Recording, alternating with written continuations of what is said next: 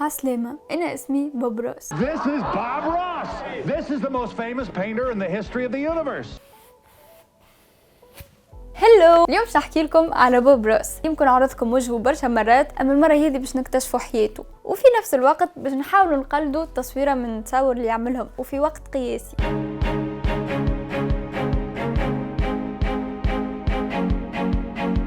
الادوات اللي يستعملهم بوب روس هما الالوان الزيتيه.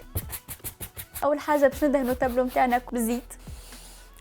الحقيقه باش نعاني شويه، ما عنديش ادوات بوب روس المعروفين، اما ما يهمش، تو نتصرفوا. نحكي لكم على قصه حياته. بوب روس ولد في فلوريدا 29 اكتوبر 1942. الحاجه اللي ما تعرفوهاش عليه برغم اللي هو الرسام، اما ناقصه صباع في يده اليسار، على خاطره كان ديما يعاون بوه اللي هو بناء.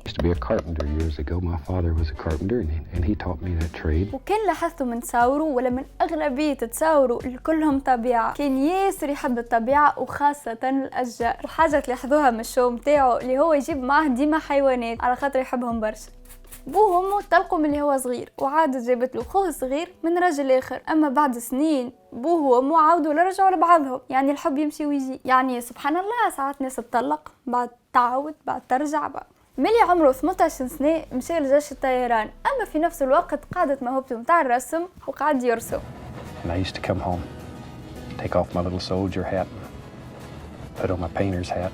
بمعنى هو عايش بشخصيتين، شخصية الجيش وبعد يلبس شخصية الرسام. ربى ولده ستيف وحده اللي هو زاد ظهر معه في البرنامج على خاطر الرسام كيفه. وكيف استقر في ألاسكا عاود على الرسم مرة ثانية. يستعمل تكنيك اسمها ويت اون ويت، يعني يحط الطبقات متاع الألوان على التابلو ويخليهم يتخلطوا مع بعضهم. خلط خلط خلط خلط خلط خلط. واللي من المفروض في الاويل بينتينج من قوانين رسم الزيت انك تستنى كل طبقه تشيح وحدها. هذاك علاش ياخذوا ساعات اشهره في تابلو واحد، اما سي بوب روس التابلو نتاعو يشدوا 30 دقيقه. اما التكنيك هذه ماهيش خاصه بوب روس، خاطر هو تعلمها من عند رسام اخر اسمه بيل الكسندر، اللي هو بيدو كان متغشش على بوب روس. قال شنو يستعمل في التكنيك نتاعو. واكثر مقوله تعجبني عند بوب روس اللي هو we don't make mistakes in our world we only make happy accidents.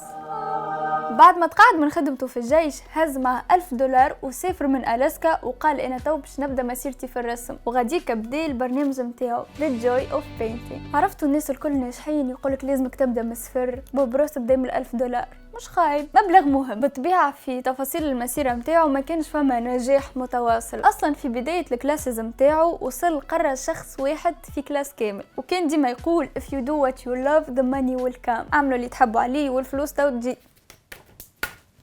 اوكي، جينا المرحله تخوف، لهنا نسميه عملنا البيس متاع البينتينج، وتوا باش نبداو بالتفاصيل والحاجات اللي تخوف اللي يعملهم هو. اول مره بحياتي باش نستعمل الحاجات هذو.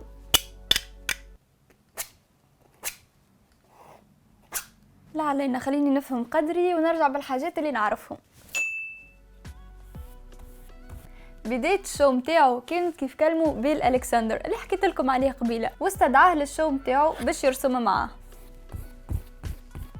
الحاجة الغريبة في بوب روس من كثرة ما هو مأمن بروحه، قال اللي الشو متاعي باش يدوم سنين. يا اخي قال لازم نلبس حاجة ديما تكون مواكبة الموضة اللي هي شميز هيك. وحتى شعره قال باش نعمل ستايل جديد، اما كان فما ضغط متاع فلوس عمل شعره بالطريقه هذيك. اما الحقيقه بعد سنين هو بيدو مل من اللوك متاعو ومل من شعره، ما ينجمش يرجعه خاطر هذيك ولات الايدنتيتي متاعو. I think the hair he was a little sorry about and he couldn't change that because we had made a logo out of it. في الموسم الاول متاعو ما عملش مشاهدات، وذاك علاش رجع يقري في انتظار تعيط له تلفزه اخرى. والمره هذه اختار انه باش يعمل اشهار البرنامج على قناه تلفزيونيه، كان عباره على الرسام الكسندر باش يعطيه العرش انه يكمل في الميدان هذا. البرنامج متاعو كان يتعرض لايف، والناس الكل منبهره كيفاش يكمل التصويره ديك في 30 دقيقه، وقتاش يجيب الفكره كيفاش يعمل. الحقيقه انه الرسومات نتاعو الكل يحضرهم قبل بليله، وكيك يبدا عنده رسمه تستنى فيه ورسمه ينقل عليها.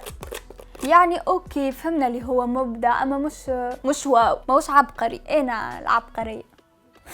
أما فما مرة ربي طاح فيه وتسرقوا له من داره 13 تابلو اللي من المفروض ينقل عليهم في حلقات برنامجه. يا أخي رسالت له 13 حلقة هو يعمل في رسومات من وحي اللحظة. صحيح برنامجه تعرف برشا، أما مداخله الأساسية عمرهم ما كانوا من التلفزة، أما من الكلاسيت متاعه اللي هو قاعد يعلم في الناس. بوب روس ولا من أكثر الشخصيات المعروفة بعد ما تعرض برنامجه في كندا ودبلجوه للمكسيكي، كوستاريكا، كولومبيا، يوكي، نيذرلاند، جرماني، أستريا، تركي، ساوث كوريا واليابان، وأنا متأكدة اللي فما بلدان نسيتهم. في عام 1992 مرته ماتت بمرض السرطان، ومن وقتها صحته بدات تدهور. وفي أواخر 1994 بوب زادا بدا يتعب وهو زادا من السرطان، وريتم التصوير بدا يقوى عليه وحتى شعره بدا يطيح. وآخر مشروع كان في حياته هو على الحيوانات، وين شارك الناس حبوا الحيوانات وخاصة الصغار.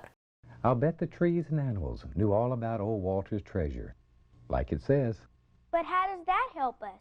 I think you should talk to it. كان لاحظتوا برغم الحاجات اللي عاشهم بوب روس من طفولته الفقيرة ولا من حياته الصعيبة، مرته كي ماتت، هو كي مرض بالكانسير، خلى روحه ديما إيجابي، وذاك علاش هو معروف كأسعد رسام في العالم بالنسبة لي. خلى للعباد ذكريات ياسر محليهم، هو خلى برشا ناس تأمن قدراتها في الرسم، وكان ديما يبسط الرسم ويقول راهو أي إنسان في العالم ينجم يتعلم الرسم. وبعد ما مات خلى من احلى التابلوات اللي منتشرين في العالم الكل، وخلى وراه تكنيك مازالت يتعلموا فيها الناس في المدارس الى يومنا هذا. المهم هذا وين نجمت نوصل اليوم. ان شاء الله تطلع عجبتكم حكايه بوب روس. احكي لي على فنانين رسامين من اي ميدان اخر حبوا نحكي لكم عليهم، وكهو باي.